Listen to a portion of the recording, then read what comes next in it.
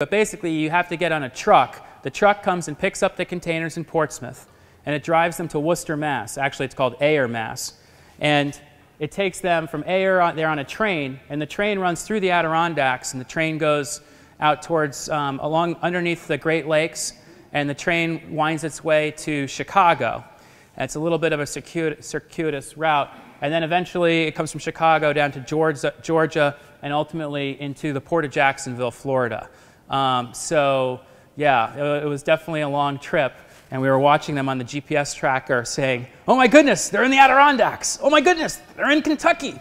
And I'm thinking somewhere Nat Herreshoff did not intend his S-boats to be sailing through Kentucky. From the port of Jacksonville, they were transferred onto a container ship. And the problem with a 45-foot container is there's no container ship that likes to carry a 45-foot container. And so we had to go on one container ship to U.S. Virgin Islands, and from there the container was put on a chassis with wheels, and the wheels, it rolled onto a different, what they call feeder vessel, to get into Antigua. Now you're thinking, great, we're in Antigua, problem solved. Except as I learned a little bit about the geography of Antigua, and where we want to go is point B at the bottom, and where you come in on a commercial ship is at point A at the top. And so the gentleman that was pictured on the previous slide is from an outfit called Antigua Yacht Services, and one of his main lines of business is figuring out how to get things from point A to point B without breaking them. And then once you make it there, there's this jolly fellow on the right. He runs the marina, and then he gets your boats in the water, and that's S-boats in the water in Antigua. So that's success. So that was pretty amazing, and a lot of people came. And Teddy went down there and rigged all the boats in March. And this is them sitting in the water in March with 1 month to go until the regatta. So with that, I'm going to show you some pictures from the Antigua Classics Regatta, which has been by far the most incredible sailing experience I've ever had in a competitive sailing regatta. The first thing you notice as an S-boat sailor is you're kind of a small fish compared to the other guys. That giant thing on the left is the Maltese Falcon, which is a bit of a landmark around there. This is my dad sailing in on AQUILA back into his spot and amidst all the masts. And I want to call your attention to something. That person up the rig, that's my buddy Ted Schwach. We had jumped the shiv with our main halyard on one of the other boats earlier in the day. And when you jump the shiv of the main halyard on the S-boat, it can be a real pain in the butt to fix it.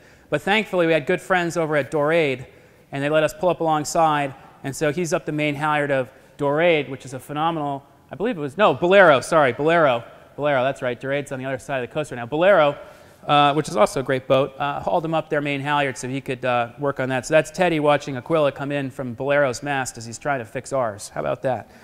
Now, the sailing in Antigua was pretty gnarly. We had a service called Commander's Weather, which is a great weather service, and they basically send you an email every morning to try to scare you out of going sailing.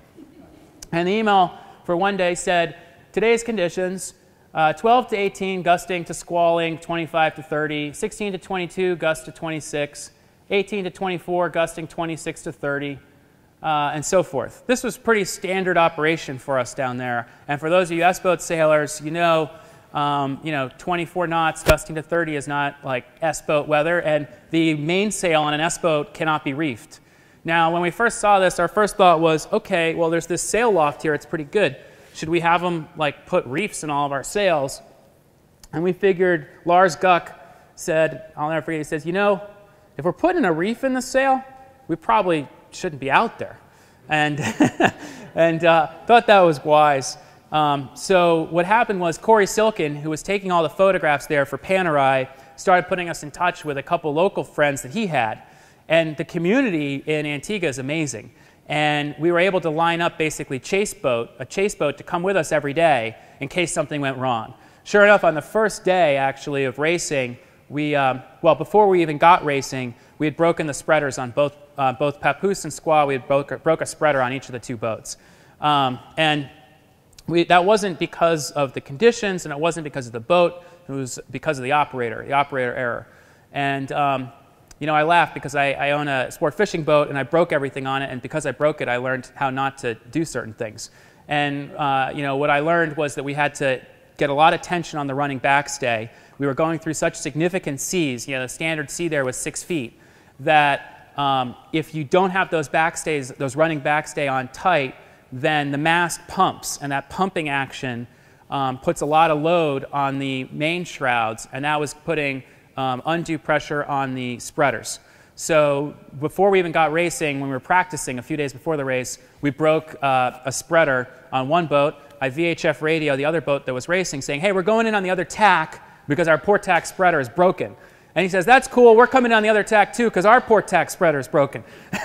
But we fixed that. We fixed that, but not after breaking a third spreader on the first day of racing on Papoose. So after breaking it 3 times, we learned exactly what to do. And thankfully, you know, Lars and Teddy and Chase, who all play around with, like, they think, like, they just, you know, it's like normal for them to have a West system and carbon fiber and stuff like that in their bag. You know, they're down there late at night wrapping the spreader with carbon fiber wrap to keep it running.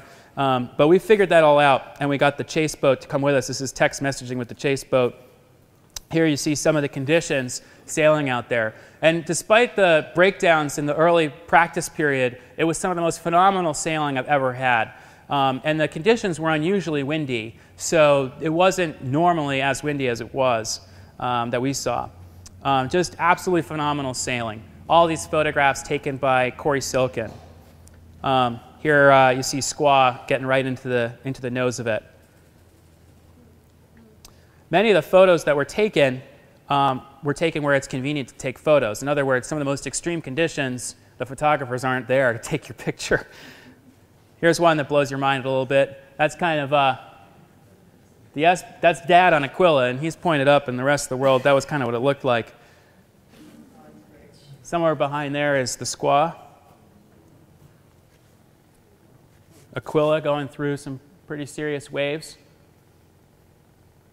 You can actually see the rudder and the keel in that shot. That was pretty extreme. We think that's one of our keepers.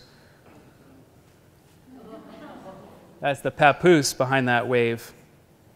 By the way, you can sort of make out there the white, looks like a hockey stick tape around the spreader that we strengthened with a little carbon fiber. That's SQUAW. That's our friend Chase Hogeboom, rail meat. That's Ted Schwach on the helm with a determined look in his eye. That's maybe a more pleasant view.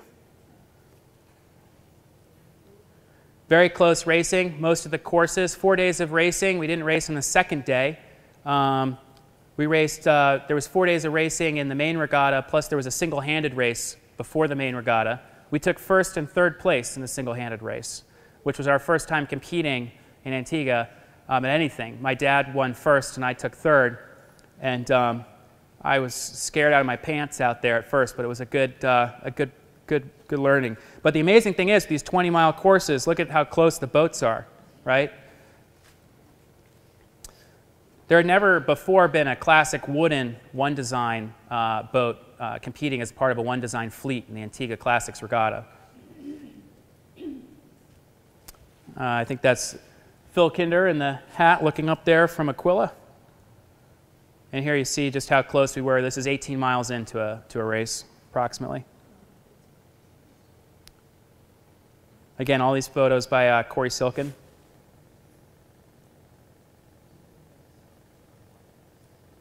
This gives you an idea of what the geography is like there, very mountainous terrain. And on the last day, they finally gave us some good upwind sailing. And that's what S-boats love. You can see us sailing, how close we are to those coral heads and the shore. It didn't seem as close to us when we were on the boat as it appears to be in that photo, or as you can see underneath our keel in that beautiful water. I just love this picture of Papoose and SQUAW against the backdrop of the mountains on Antigua. We started that leg. I was behind my friend Leeds Mitchell, who was skipper of Papoose, and I managed to pass him on this leg. He made a bad decision, and we took advantage of it. This is one of my favorite photos. This is of the all 3 boats on that last upwind leg of that last day. So how did it all end? I'll just briefly show you this video, and then I promise there's not much more. This is the prize-giving ceremony. I was not going to show this, and then Corey talked me into it. But there's a brief segment here that I think just shows how excited we all were to be a part of this incredible event.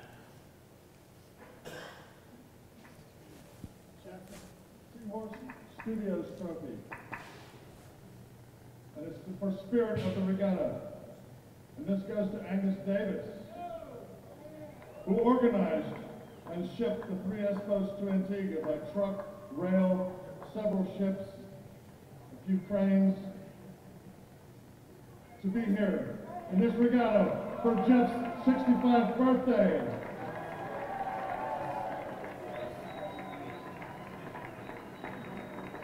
What a sterling effort.